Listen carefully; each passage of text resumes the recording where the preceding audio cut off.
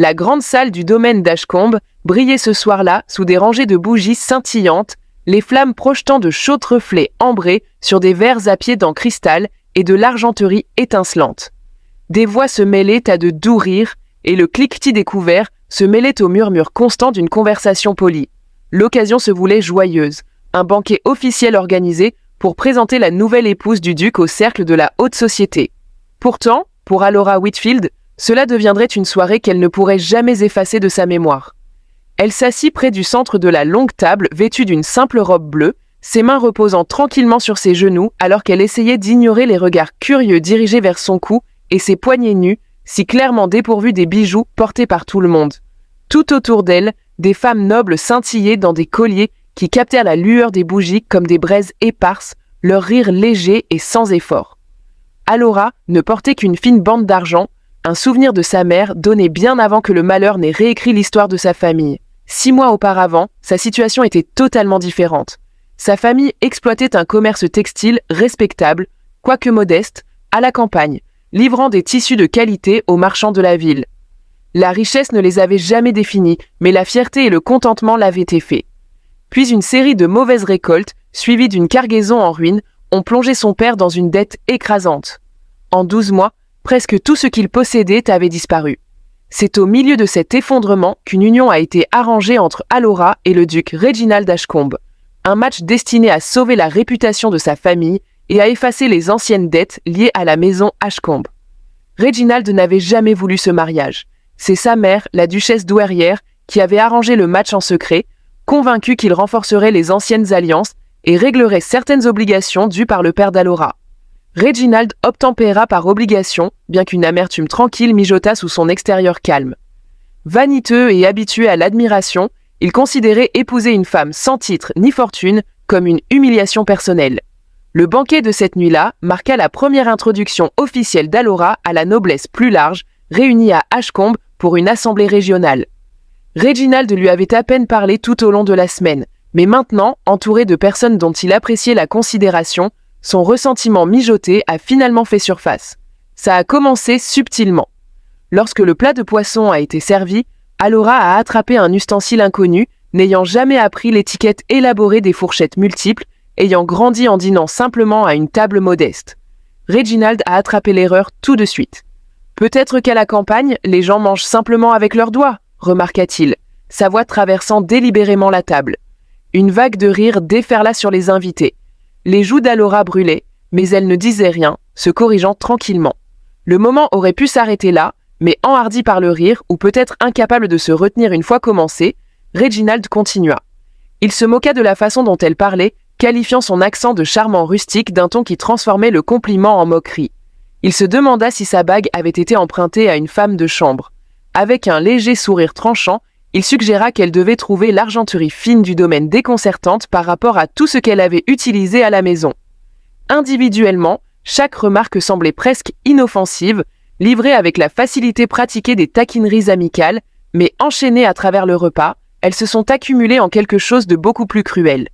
Les invités ont d'abord ri mal à l'aise, incertains s'il s'agissait d'une véritable cruauté ou simplement d'une plaisanterie conjugale. Alors que les coups continuaient, cependant, les rires se réduisirent à un silence gênant. Plusieurs invités échangèrent des regards inquiets. Une femme âgée, épouse d'un ecclésiastique en visite, baissa les yeux vers son assiette, visiblement troublée. Alora a enduré tout cela avec la colonne vertébrale droite et le regard fixé vers le bas. Elle n'a ni pleuré ni protesté. Au cours de la dernière année difficile, elle avait appris que le silence la protégeait souvent plus efficacement que les mots ne le pourraient jamais. Bien qu'intérieurement, quelque chose se fracturait tranquillement à chaque éclat de rire qui suivait les remarques de son mari. Ce qu'aucun des invités n'a réalisé, et ce que même Reginald ne savait pas, c'est que le silence composé d'Alora découlait d'une étiquette plus que pratiquée. Des années plus tôt, à seulement 19 ans, elle avait passé 3 ans en tant que compagne de la reine douairière Isolde, mère de l'actuel monarque. Le poste était venu d'un lien familial éloigné, et Alora s'y était consacrée avec le même sérieux tranquille qu'elle apportait à tout. Pendant ces années, elle avait lu à haute voix à la reine âgée chaque soir, se promenait avec elle dans les jardins du palais et lui tenait compagnie pendant des nuits blanches. La reine, ayant perdu sa propre fille il y a longtemps, a vraiment aimé Alora, remarquant souvent qu'elle ressemblait à l'enfant qu'elle avait perdu, la considérant finalement presque comme une parente. Lorsque les affaires de son père ont commencé à s'effondrer, Alora avait discrètement démissionné de son poste pour rentrer chez elle et aider comme elle le pouvait, sans jamais révéler aux étrangers le lien qu'elle partageait avec la reine. Elle n'était pas du genre à tirer parti de son passé à son avantage. Elle avait simplement traversé la vie d'abord entre les murs du palais, puis de retour parmi les difficultés de sa famille, lorsque la fortune avait changé. Lorsqu'elle a épousé Reginald, elle n'a vu aucun intérêt à mentionner son passage à la cour. C'était comme une vie séparée appartenant à quelqu'un qu'elle avait laissé derrière elle.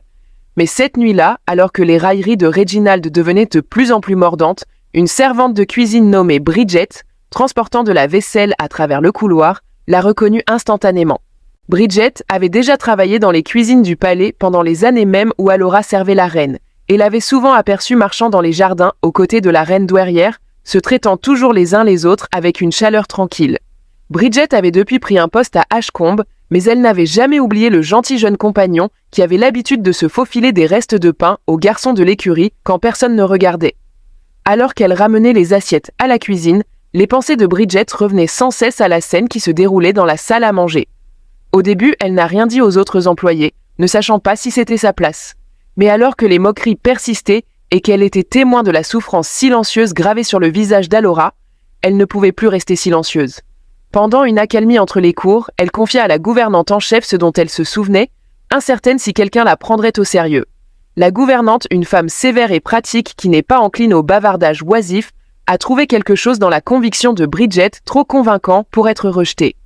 Sans alerter personne d'autre au domaine, elle a envoyé une brève note par l'intermédiaire d'un contact de confiance dans la ville, une femme servant d'aide personnelle à la reine douairière. Le message était simple: Lady Alora Whitfield, maintenant mariée au duc Ashcombe, était humiliée lors d'un dîner officiel le soir même, à la vue de nombreux invités.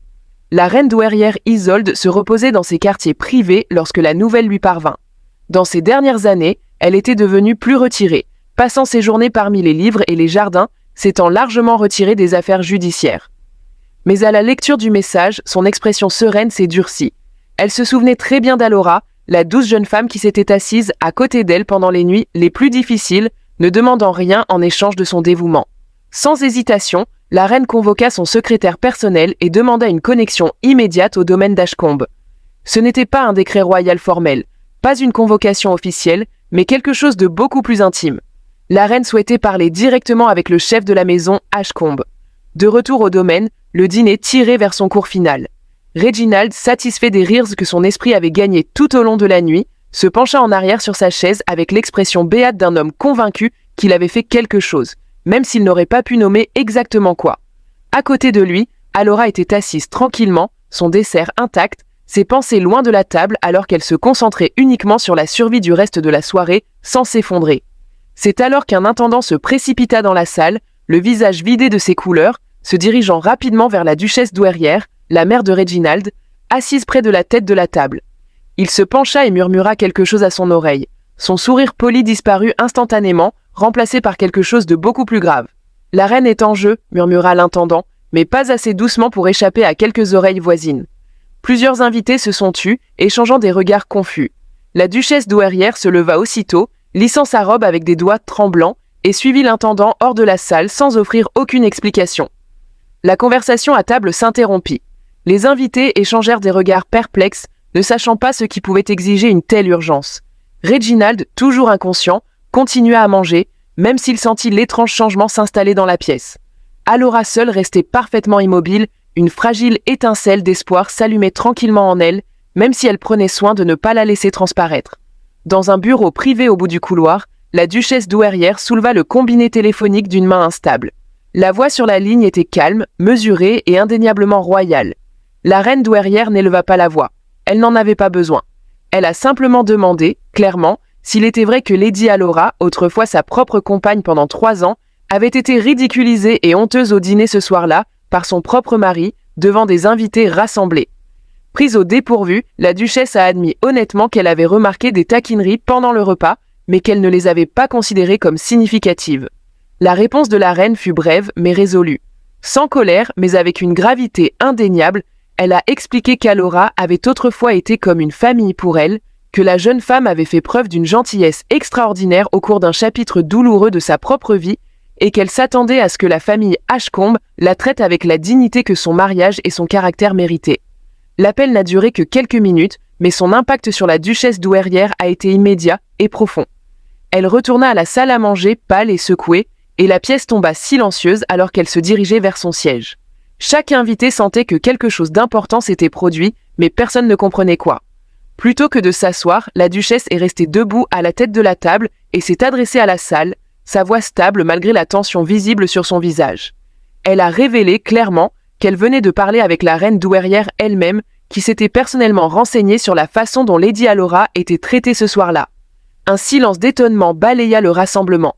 Les invités qui s'étaient et joints au rire de Reginald étaient maintenant figés. Leurs yeux se tournaient vers Allora avec des expressions de choc et pour certains, d'embarras. Reginald sentit la couleur s'écouler de son propre visage alors que tout le poids du moment se pressait sur lui. Il avait passé toute la soirée à rabaisser une femme qu'il considérait comme inférieure à lui pour découvrir, avant tous ceux dont l'opinion comptait le plus, qu'elle partageait un lien avec la couronne elle-même. La duchesse douairière se tourna vers Allora, son expression se transformant en quelque chose ressemblant à un véritable respect, teinté d'une honte silencieuse sur la conduite de sa famille. Elle a présenté des excuses brèves mais sincères pour le traitement qu'Allora avait subi ce soir, là exprimant l'espoir qu'un tel manque de respect ne se reproduirait plus jamais sous son toit. Reginald, encore sous le choc, tenta ses propres excuses, bien que ses paroles en ressortent raides et creuses, clairement plus préoccupé par sa réputation entachée que par de réels remords pour la douleur qu'il avait causée. Allora accepta ses excuses avec un hochement de tête composé, bien que la méfiance dans ses yeux indiquait clairement que la confiance, une fois brisée, ne serait pas facilement reconstruite. Le reste du repas se passa dans un calme inhabituel.